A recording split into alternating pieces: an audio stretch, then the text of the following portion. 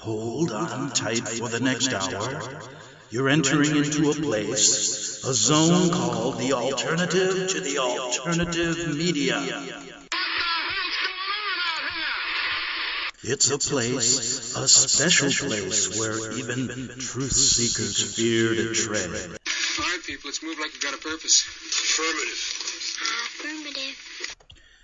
Okay, we're back for the last day of this darn week on the Investigative Journal. It's August 25th, 2017, just to keep the record straight. It's a Friday. And I know you're all looking for the weekend. Pretty soon there's going to be a holiday, not this weekend, but I think the following one. And I may have to return to the States, not for the holiday, but for a couple little things I have to do. But anyway, I hate crossing that border. You have to leave at a certain time so you don't sit there for 2 hours. But anyway, that's the biggest and the most crowdest, is that a way to say it, crowdest? Border in the country, San Ysidro. Okay, let's get on. We got a lot to talk about today. I want to clear up a couple things regarding, first of all, I want to mention that I'm running the I Pet Goat writing contest. I started it 2 days ago, and I have nary one person who will flip out $25 to, enter a contest with the chance to get an hour radio show. You go, wow, I can do that myself. You see, that's what journalism's turned into. And, I don't really think we need any journalists anymore, to be honest with you. Everybody is one. And, we seem to be functioning okay. I used to like it because I got paid for it.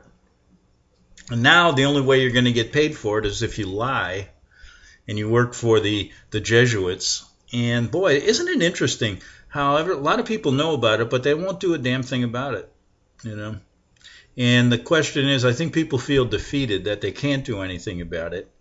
But I did want to talk about that I Pet Goat contest. That's a good contest. Come on, somebody try to, somebody enter the contest. I feel like I'm throwing a party and no one's coming, It's like you get this bash, and you spend all this money on food, you fix up your house, and nobody shows up to your party. How do you think that makes me feel? I have feelings too. Not just a voice on the air. Just a voice. I don't exist. I'm just a voice out in the wilderness. And you don't know, though. That could be the truth. I could not be real. Maybe I'm not real. And, it's the same questions I ask when we talk about. And what I wanted to clear up, though. So, come on. Go to greganthonysjournal.wordpress.com. And you can hit the donate button there. Put entry for writing contest Pet Goat. Watch that video, man. What are you guys, scared to do anything? I've been people are wondering, Greg, why are you, this is the way I usually am, when I'm not on the air. So I figured, I've been doing radio so long, let's cut to the chase from now on, and just let it all hang out, as they say. And, okay, one thing, it's not a kid show, okay? And secondly, I'm on a Christian station because there's no other stations that'll carry what I do. Christians at least want to hear some things, but I still am the old journalist I was years ago. So I love Christians. I love everybody. I like Buddhists. I even like atheists. I'm nothing against these people. I do not like Jesuits that are deceptive and the ones that are really pulling the puppet strings of everybody. I don't like those. But of course you don't like those. But not all the Jesuits are like that either. There are many. In fact, one of my family members became a priest. He was my uncle's brother or cousin or something. And I remember visiting him at the seminary in Chicago. I can't even remember what order he was in. But anyway, so yeah. Just go ahead and look at that video and enter the contest. It'll also help keep the show on the air because we're listener sponsored, and advertisers run when you talk about the Jesuits. Now, I'm going to talk about them a lot today. I want to end the week with probably my favorite subject. That's what I started talking about years ago, and I'm not going to quit. I got other things on my mind now. Everything changes. Isn't that true? Everything does change. But I am a little bit disgusted with people on this flat earth thing. I am a total flat earth believer. And I've studied it long enough to realize it. And I don't care what people say. And I know the powers that be and all the COINTEL people will use it against you. Oh, how can you believe anything Greg says if he believes in that theory? But if you really look at it, man, I am just so sad people have been brainwashed. And I told you why. And if you're one of those out there who, okay, there's two types of people out there. There's those that believe in the spinning globe, right? Which is ludicrous when you really look at it. And I know why they believe in it. And then there's those Christians that believe the earth is stationary, but it's a sphere. Now that is complete, that too doesn't make much sense to me, because God also gave you eyes and ears and a mouth and all that stuff to use your senses and use your common sense. I mean, he could have written, listen, this is exactly how I created this earth. And this is the shape of it, this is the borders, this is exactly what it is. And I bet you if he did that, it'd be close to what we're talking about as far as the flat earth that I speak about.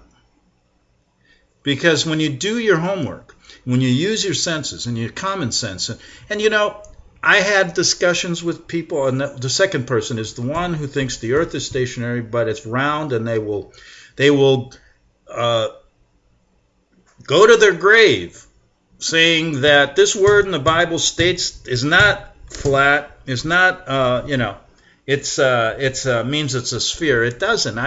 Oh boy. And even if it does, it's so convoluted. There's so many different words in there that counteract that.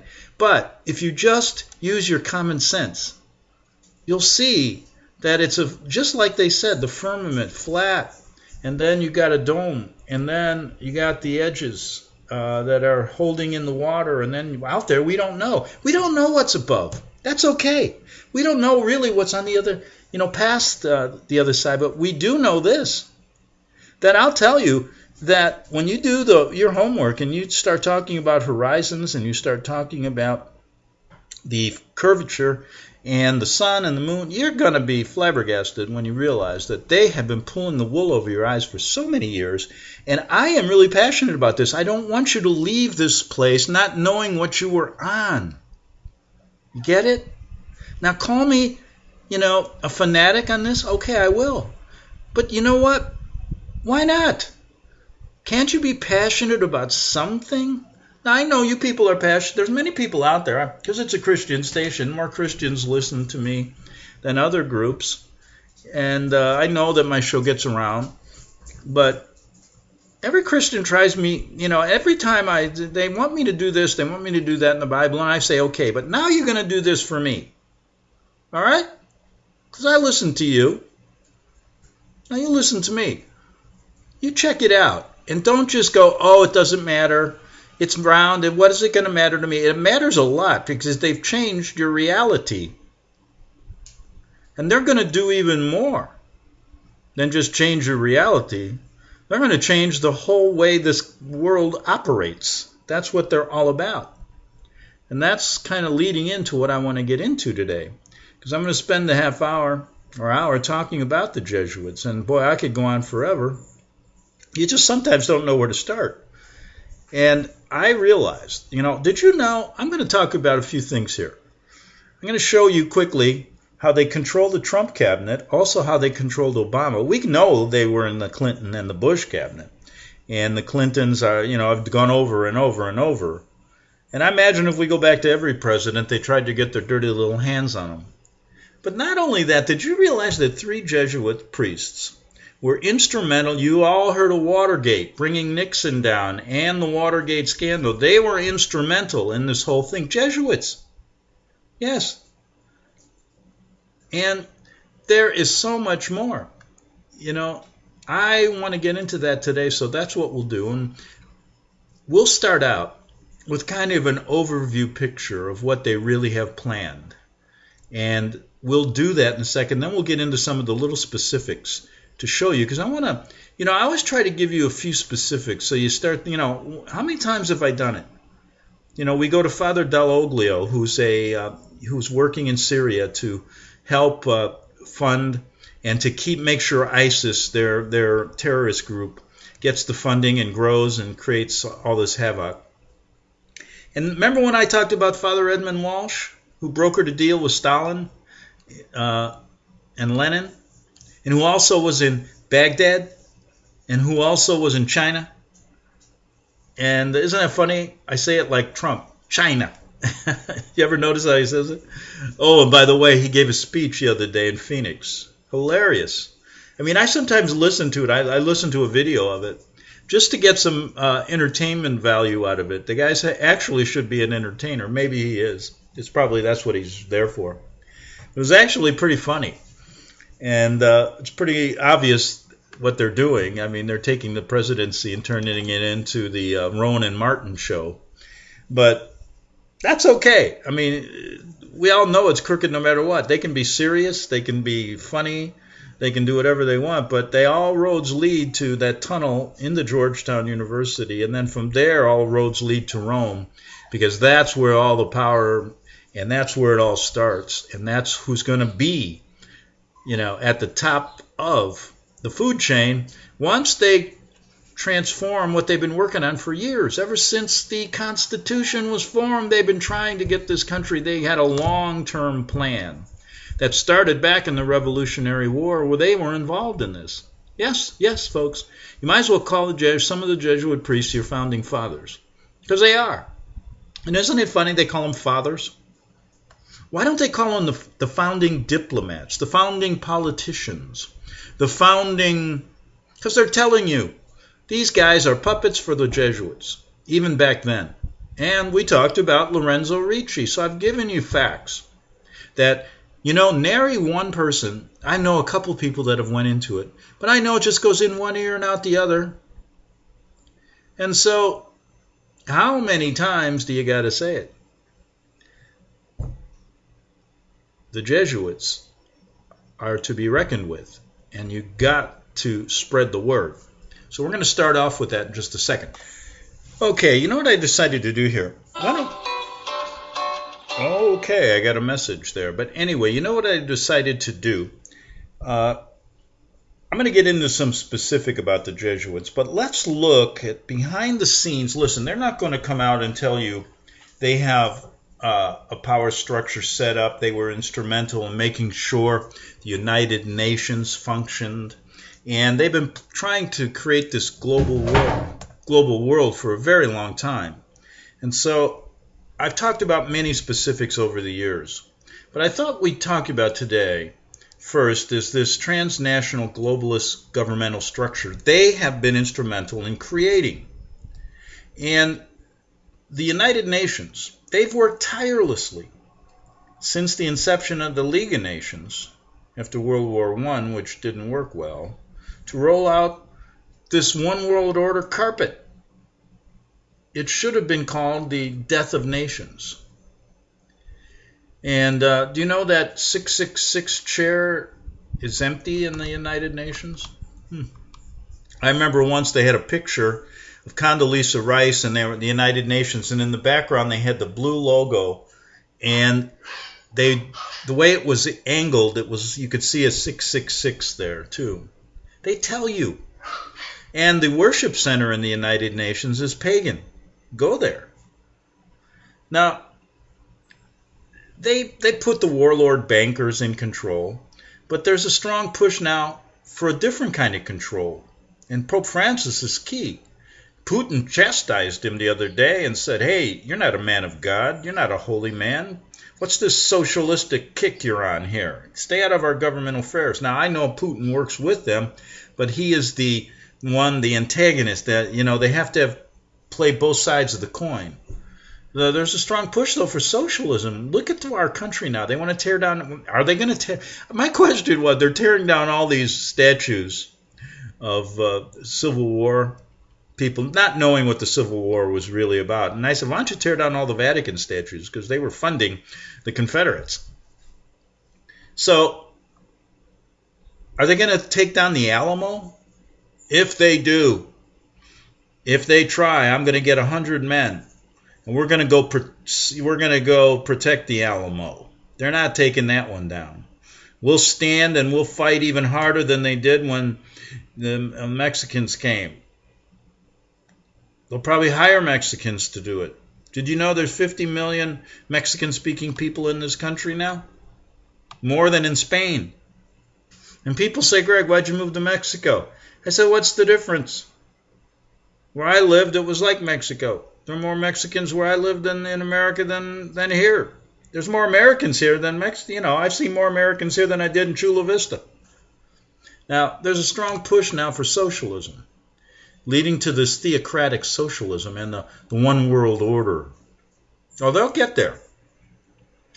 And I say something big is going to happen within 30 or 40 days. And I think Trump may be the last president as well. All the agencies, programs, funds, and aspects of the United Nations focuses on the redistribution of wealth. What do you think they want to do? They want to take you and give your money and turn America into one of these everybody equal all over the world. It is essentially a Congress of corporations who are independent, but use the United Nations as a banner to fly underneath. There has been little power vested in the organization, which has been demonstrated by lackluster success of its efforts. I mean, once the United Nations had been empowered, there will be no end to the effectiveness of socialistic programs already in the waiting. They got them created. They're just waiting to implement them. The transnationalist programs but it doesn't hurt to put the UN under a microscope, does it? Specialized agencies. The United Nations wishes to govern and control the entire globe as one international unit with 10 regions. Specialized agencies are legally now even set up with their own rules, membership, organs, and financial resources were brought into relationships with the United Nations through negotiated agreements. Given the diversity of these respective fields of action, history, and experience, each agency has its own needs and concerns. Look what they've already created. Let me tell you, International Labor Organization, the Food and Agricultural Organization, the United Nations Education, Scientific, and Cultural Organization, the International Civil Aviation Organization, World Health Organization, World Bank Group, International Monetary Fund, Universal Postal Union, International Telecommunication Union, World Meteorological Organization, International Maritime Organization, World Intellectual Property Organization, International Fund for Agricultural Development, United Nations Industrial Development Organization, World Tourism Organization. And it goes on and on. What they want, they got it all set up. They're just going slowly. They're not in a hurry here. They've been working at this for hundreds of years. But what is their battle plan? Have you ever thought about that? What's the Jesuit battle plan here? Oh, they could create any kind of war they want like they've done in the past. They could cause anything they want. I think they even control the weather, and they're probably controlling it right now. They're predicting a hurricane over Houston and that area of Texas this weekend that could drop 3 feet of rain. You know what Houston would be like with 3 feet of rain? I've been there. It rains 3 inches, and you got water up to your knees in your house. And they're destroying things right now so they can build it back up, and then everything will be under one world banner. But what's the real guys here? It's of ecology and sustainability. They've developed overall goals for all nations. These goals seem optimistic and positive until you ask how these things can happen. In order to accomplish any of these goals, the United Nations would first have to bring all these aspects under their control. And they'll get it because people are dumb. And they'll get it because people will let them. They'll say, oh, they're going to save us from all these problems.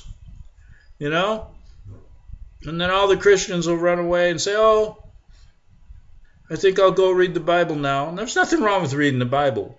But I'll tell you what about when they take them away? Better memorize it. Essentially, the socialistic goals of the programs of the United Nations will be first turned into a communistic dictatorship to bring all aspects of life under the control of the President of the United Nations. Who do you think that's going to be? What about Juan Carlos? He's a loyal papal knight. Did you know the Clintons were Knights of Malta? Yeah. Now, they'll bring it under the Pope, too. He'll be one of the top guys. He may be the top guy. Who knows? He is now. Even the court systems that mete out justice will be UN agencies. Do you know there's something called the Criminal Court? The World Criminal Court?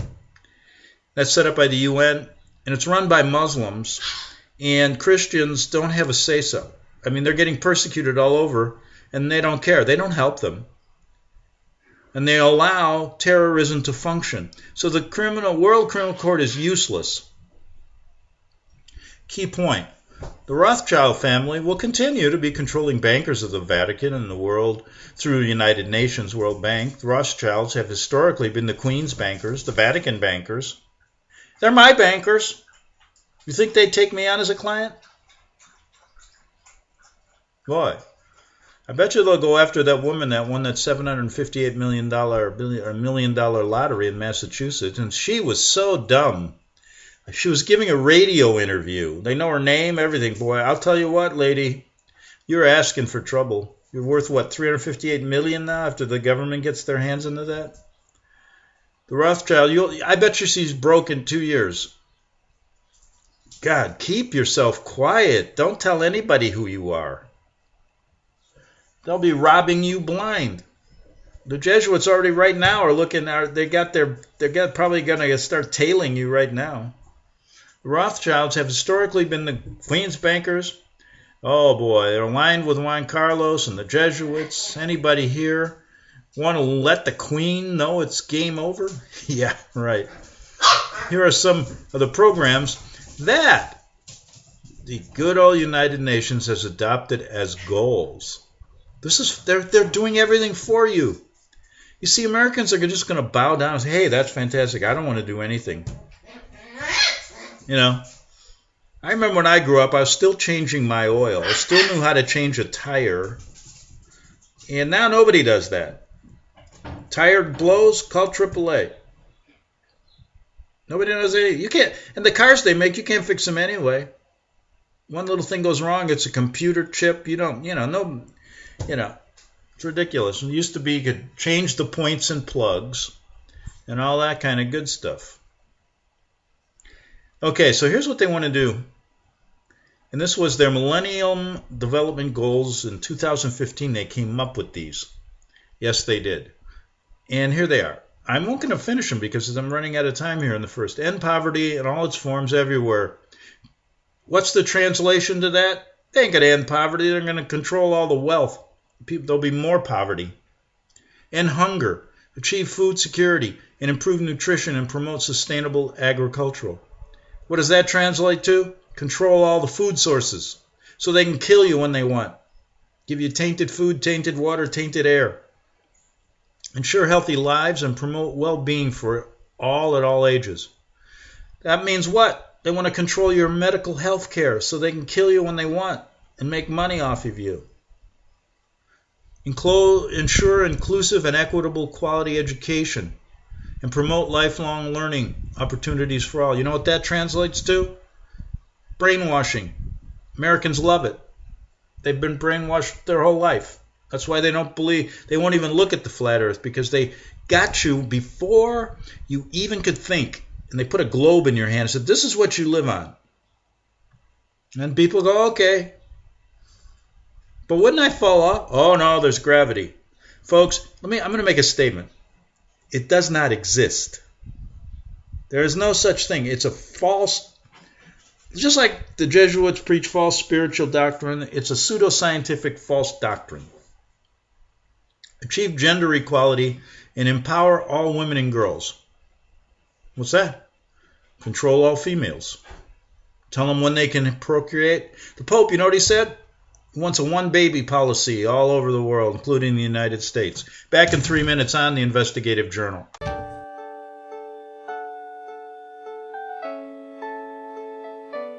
The program you are listening to is 100% sponsored by you, the listener, on this First Amendment Rights Media channel. You will notice that there are few commercials on this radio network. There's a good reason for that. Corporate advertising dollars come with strings that limit program content. So without your help, these programs cannot continue on internet or our several affiliates. If you benefit by the educational law programs, we ask you to give. If you are admonished or nurtured by the Bible and ministry programs, we ask you to give. If some voice a cause that you are passionate about, we ask you to give. If you believe in any of these, we ask you to support them as you would a missionary on a continual basis, as if giving a tithe for missionary radio. These programs are not commercially viable and must be supported by those faithful to the cause of truth. Look for the button to sponsor your favorite programs at our listen and schedule pages on the internet. Then, when you subscribe, we will send you the last quarterly MP3 CD of that program immediately, and continue to do so with each new quarter. We will also give you unlimited archive access to all of our programs. We're asking you to give much less than a tithe, so that you may also send support directly to a particular program host, cause, and anywhere else the Spirit may lead you. Do all to the glory of our God and Creator, for His holy nation, the only kingdom that will last forever. Thank you for listening.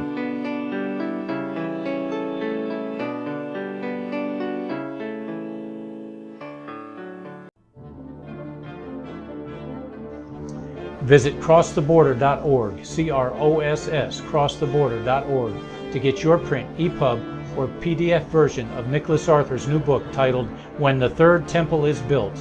That's crosstheborder.org. When it comes to prophecy today, much of the evangelical Christian world has their eyes on Israel, waiting and watching to see when the third temple will begin to be built. The plans are drawn. The Jewish people are eager. Most evangelical Christians today believe that the rapture will happen before the third temple is built. Hi, I'm Michael Eugene. I was taught that Daniel's 70th week was in the future. Is that really what the Bible teaches? Have we searched the scriptures and found this to be true? Why is it so important for a re-established Israel to build a third temple in Jerusalem? Is it necessary to build a temple on the same location already occupied by the Dome of the Rock? Is it necessary for sacrifices to take place in the temple on Temple Mount? Is there really a rapture followed by 7 years of tribulation? What is the New Testament temple? Can we identify history and prophecy? Who is the first beast in Revelation chapter 13? Who are the 7 kings in Revelation 17? I have asked all these questions, and I have found Nicholas Arthur's new book, When the Third Temple is Built, answers all these questions and more using Scripture to interpret Scripture. The Bible says that no prophecy of Scripture is of any private interpretation. Nicholas shows us in his new book, When the Third Temple is Built, how the Bible interprets prophecy and not man's private interpretation. Visit crosstheborder.org, CROSS, crosstheborder.org, to get your print, EPUB, or PDF version of Nicholas Arthur's new book titled When the Third Temple is Built. That's crosstheborder.org. The following program is labeled dangerous and off limits by the supreme Jesuit command. But stand tall, people. Listen up, and you may just learn something. Oh, dear Lord Jesus, this ain't happening, man. This can't be happening, man. This isn't happening. Okay, we're back on this, Friday, August 25th, 2017 day. We're going through some of the goals of the United Nations. Boy, it's always, they want to make it seem like they're going to protect everybody and make the world better. They want to control you, your mind, your body, your soul. They want to do everything. They're going to tell you how many kids you can have, how many dogs you can own. You won't own any property. They're going to have it all, and they will get it all because Americans are essentially stupid. Oh, they know how to rake over Wall Street. They're pretty good business. They know how to, they go to law schools. They got intelligent people. they think, but they're going to be run over because they don't know anything, but they're like horses with blinders on. You just put them in their track. They want obedient workers. That's what they train you to do from the time you're a kid. They don't want you to think. Pray tell, if you think, you may not be able to be controlled. And if you can't be controlled, then we can't have our little one world order, and that's what we really want. These people are sick. Really they are. But they're deceptive. But you got to learn to decipher their madness. And I'm afraid people are just too, I call them goody two-shoes people. They're great people, but they're goody two-shoes. Man, you know what I think? People ought to grow up on the street more and learn what it's like in Hard Knocks. Grow up in Chicago, you'll see. People have this idea that our government and all these people are out for your own good. They're not. And unless you wake up and you get tough, they'll run right over you. They'll run right over you no matter what you're doing. Hell, you can be at Sunday school and they'll run over you. Because they already got that all deceptively taken care of. Where are you going to send your kids? To one of these schools they create? Yeah. They don't want you to homeschool anymore. What are you going to do? You can't even get into these schools unless you vaccinate them and kill your children. A lot of these schools won't even let your kids go. I wouldn't put them in if I had a kid. I swear to God, I wouldn't put them in. I mean, you're just asking for trouble. But they're going to come down on any kind of homeschooling. That's impossible, because then they're going to say you're a derelict parent because you're not allowing us to indoctrinate your kids. And they must be indoctrinated. They must be global citizens. I'm so tired of hearing global citizens and global this and global that. You talk to these millennials or whatever they call them. They're about as useless as a $3 bill. I swear to God, these kids that are out, they don't talk to you. You can walk down the street and say hi. They don't even know you're there. No, they got no manners. I'm talking in general. You're always going to run into a good egg. But in general, they got no manners. Tattooed to the hilt. You ever see these people? It's all pagan stuff. Earrings coming out of every orifice of their body. And there's a big business now of removing tattoos because people wake up, they wake up a little later and go, wow, why did I put that on my chest? It's just amazing to me that people would deface their body and think it looks cool. I'm walking down the street, these girls are walking around, they got tattoos all over themselves. That to me is not very sexy, right? And by the way, I think what I'm going to do, after I go through these 17 little ideas, they got 17 of these suckers they prepared for us in 2015. They all sound great, but they're all, you got to translate them. What I'm going to do, we all know who Nikola Tesla is. Probably one of the greatest scientific minds ever. And they killed him. And they got all his patents and all his research, and they're probably using it to create that big hurricane over there in Houston now. But I found something that's so interesting. Nikola Tesla did he did an interview for a magazine in 1924, and it was about women and why he never got married. And I think you'd love to hear it. So I think I'll do that, change of pace, but I want to finish this. And then, of course, next week you've got to come back. Oh, please. Don't make me feel like I'm not wanted. Nobody's joining my little entry. I thought it'd be so fun to have this writing. Maybe nobody can write anymore. Maybe you should text it. Voice text it to me. I don't care what you do. Voice text it. But I want to read these 17 little things here, these little great ideas they have for the world. And then I'll get to Nikola Tesla. Okay, here we are. We're on number 6. We talked about they want to achieve gender equality, empower all women and girls.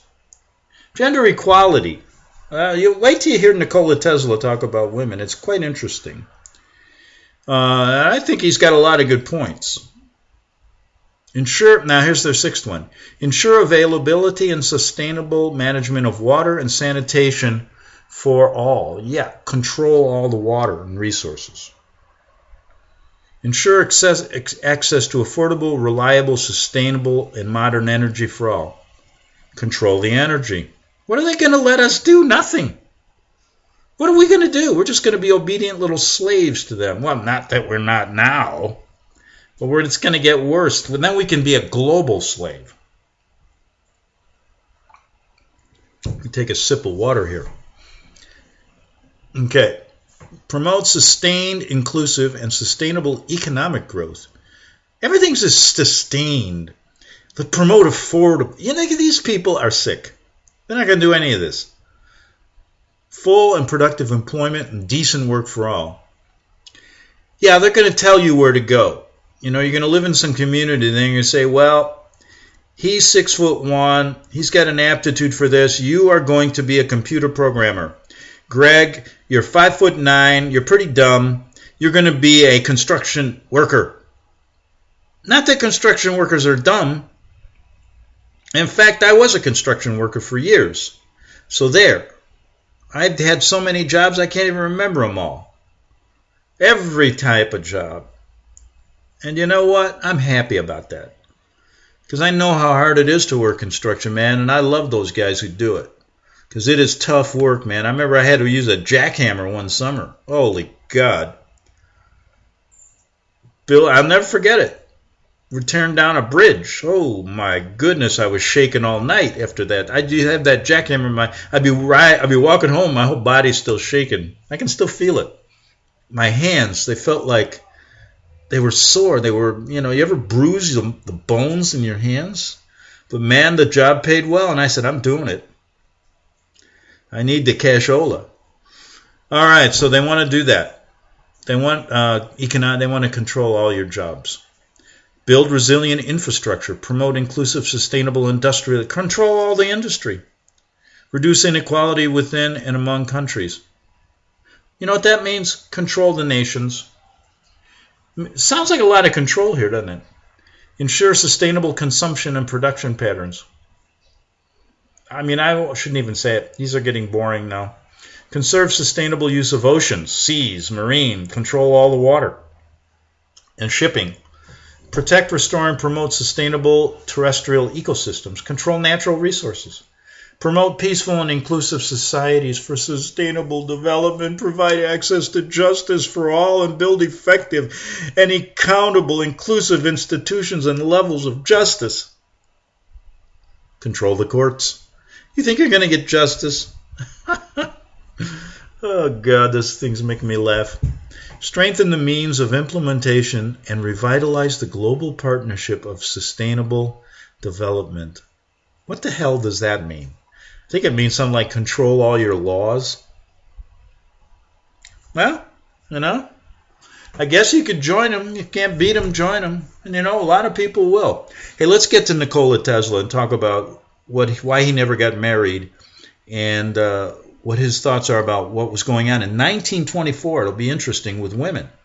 Oh, here we go. Okay, we got enough time to do this, I think. And this is interesting because we all know about Nikola Tesla, how brilliant he was, how brilliant of a scientific mind. When you start reading about, they asked Einstein one time, how does it feel to be the smartest man in the world? And Einstein said, well, why don't you go ask Nikola Tesla? All right, and we know about all Tesla's genius, but I found this very interesting. He gave an interview back in 1924, remember 1924, explaining why he never married and his thoughts about women. Famous scientists felt, he gave this interview in a magazine, unworthy of a woman, as she used to be, and now he can't endure her trying to outdo the men. This is 1924, women. So listen up. Now I'm going to read the article to you and then give you a few comments of my own. I know you'll love those. Then I'll get emails. Greg is a sexist. I'm not. But I don't particularly like women's lib. Does that make me a sexist? When a man who has made a name for himself deliberately chooses to remain a bachelor, the world is naturally curious to know what the reasons were that impelled him to make this choice. Marriage has come to be considered the natural thing for every normal man, and when some preeminent man shows a firm determination to sidestep it, everybody wonders whether his superior intelligence has revealed to him some fatal defects in the institution of matrimony. I can tell you some fatal defects in the institution of matrimony, and I'm not of superior intelligence. It's from prior experience, which are not apparent to the average person. But the public's curiosity in this respect is seldom gratified. Most of the distinguished bachelors try to pass off their bachelorhood as a joke, saying that it is not a matter of choice, but because they have never been able to find a woman who would ever marry them. As a rule, they are singularly averse to giving any serious reasons for their failure to become husbands. Just in these short few paragraphs, they wrote better in 1924. That's because they weren't glued to a TV set or an internet or these games that these kids play. They can't write. Now, Nikola Tesla, the great scientist and inventor, is a striking exception to this rule. In a recent interview with a representative of this newspaper, he frankly explains why he's never married and why he probably never will. And in connection with this explanation, he presents some ideas about women's freedom and what he thinks it is sure to lead to that will be read with interest by those who agree with him as well as by many who will not. And I think you're going to find it interesting. Now remember, this is 1924. Now, let's see, here we go. That's the caption of the picture. They have a picture of Tesla and then this woman kind of doing a ballet move with, kind of doing some kind of gymnastic move. Now, he said in the past, the reason why Mr. Tesla never married was because his estimation of woman placed her on such a high, lofty pedestal that he could never bring himself to feel worthy of her.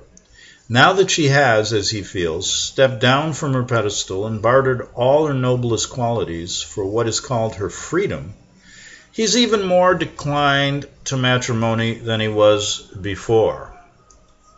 Although, of course, Mr. Tesla is too gallant a gentleman to say it in so many words, his comments let it be inferred that he thinks the new woman almost as far beneath him as the one of other days was above him. According to his views, the sex has rushed from one extreme to another. Remember, this is 1924. Sounds like he's talking about women today, right? Extreme to another of quite of a different kind. And in the plunge it has left for Mr. Tesla and other bachelors who think as he does no happy medium, such as Hosea Allen's wife used to declare one of the essentials to happiness.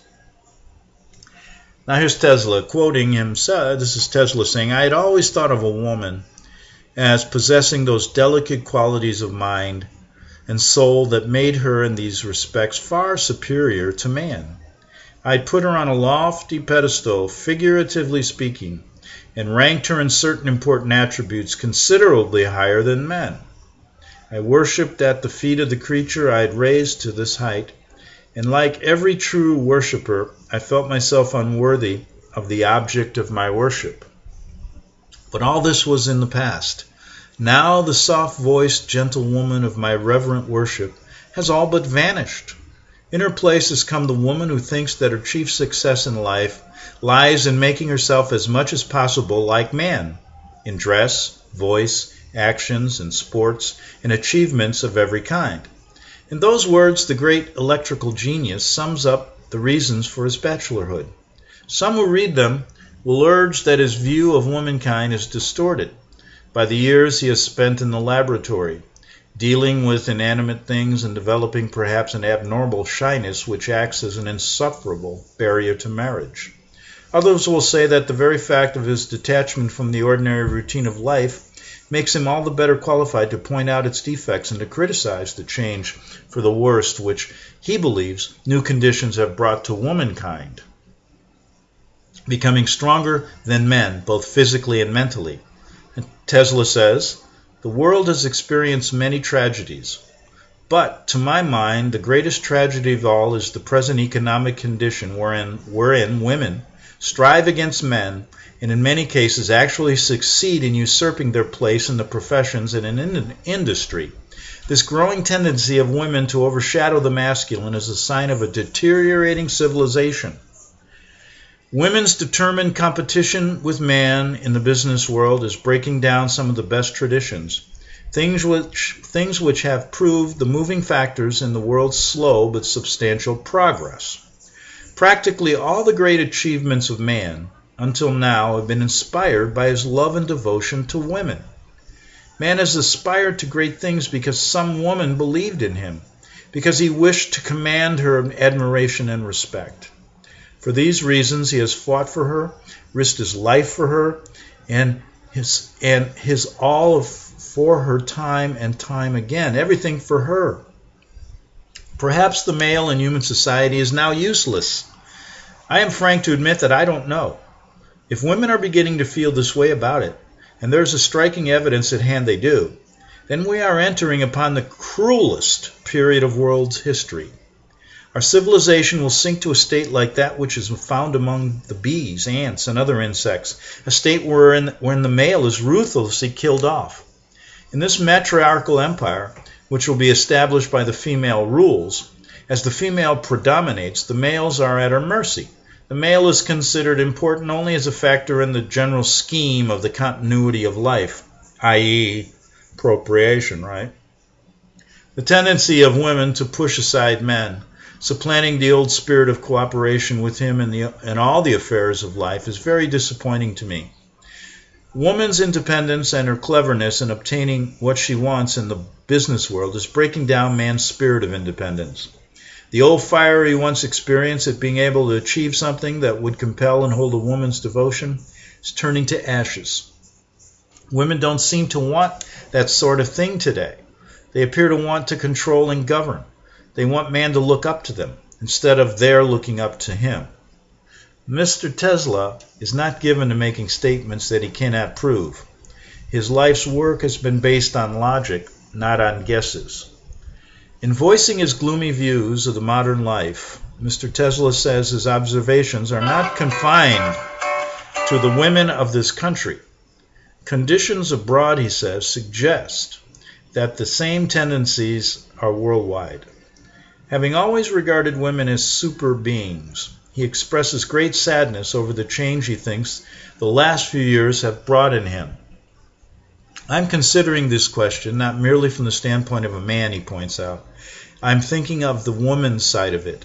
As we contemplate any change, we naturally take into consideration the results that may follow with such an innovation and change. One of the results, to my mind, is quite a pathetic one. A woman herself is really the victim instead of, as she thinks, the victor. Contentment is absent from her life. She is ambitious, often far beyond her natural equipment, to attain the thing she wants. She too frequently forgets that all women cannot be prima donnas and motion picture stars. Woman's discontent makes the life of the present day still more overstressed. The high pitch given to the existence by people who are restless and dissatisfied because they fail to achieve things wholly out of proportion to the health and talent with which nature has endowed them is a bad thing for the world.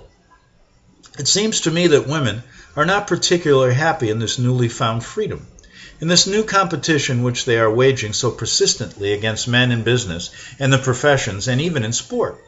The question that naturally arises is whether the women themselves are the gainers or the losers. Discontent makes for cranks and unnatural people.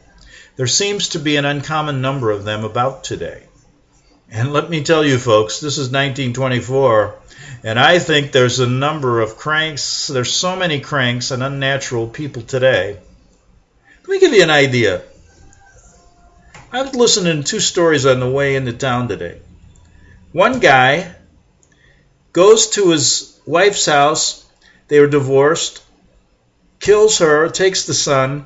Then they go somewhere to Santa Barbara, and then he gets shot. Okay? Another guy gets pissed off at his wife, steals the kid because she wanted custody, young kid, and kills the kid. These are two stories going on in California today. I mean, it's insane. These people are nuts. And we live around a lot of these kind of people, and it's because I think of a lot of what Tesla is saying, and I'm not just talking women. He says discontented people. We have so many discontented people, and you know what? The Jesuits and these power brokers want everybody to be discontented. The more chaos, the better.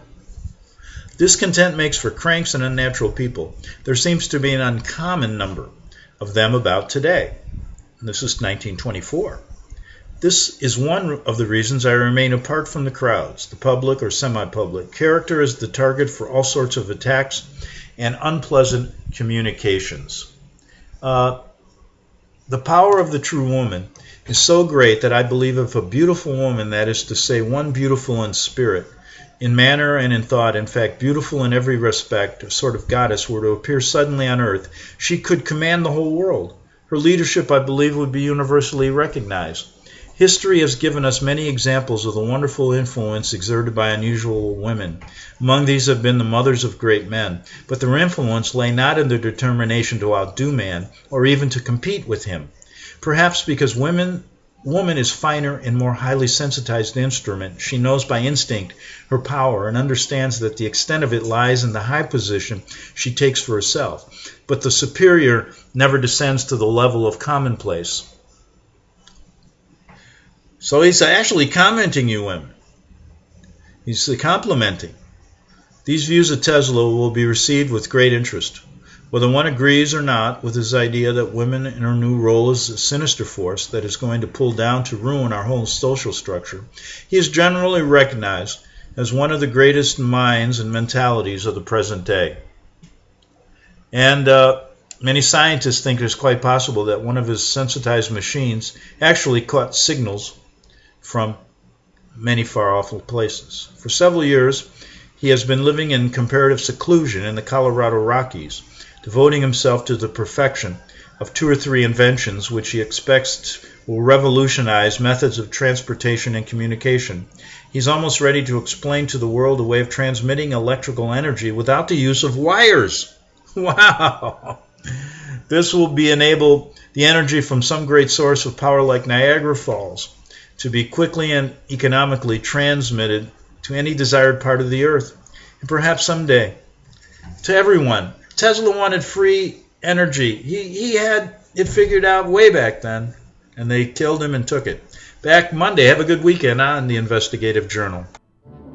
The book of Revelation says, "The spirit of prophecy is the testimony of Jesus Christ." This is at the very heart of FirstAmendmentRadio.com. In that spirit, we have created the Prophecy Reality News app for all of your mobile devices, streaming First Amendment Radio 24 hours a day, 7 days a week. Available for your Apple, Android device, and smartphone, absolutely free. Get the Prophecy Reality News app installed today so you can listen to First Amendment Radio wherever you are. The Prophecy. Since the beginning of time, kings have sought it, nations have fought for it. It has been traded, it has been borrowed, it has been purchased, it has been stolen. There's a reason for it. To secure the blessings of liberty to ourselves and to our posterity. Invest with the security of gold and silver. Call Discount Gold and Silver Trading at 1-800-375-4188 or visit discountgoldandsilvertrading.net. Listen to Financial Survival with your host Melody Cedarstrom right here on FirstAmendmentRadio.com at 4 p.m. Eastern or 1 p.m. Pacific Time. Visit discountgoldandsilvertrading.net or call Discount Gold and Silver Trading at 1-800-375-4188. Toll free 1-800-375-4188.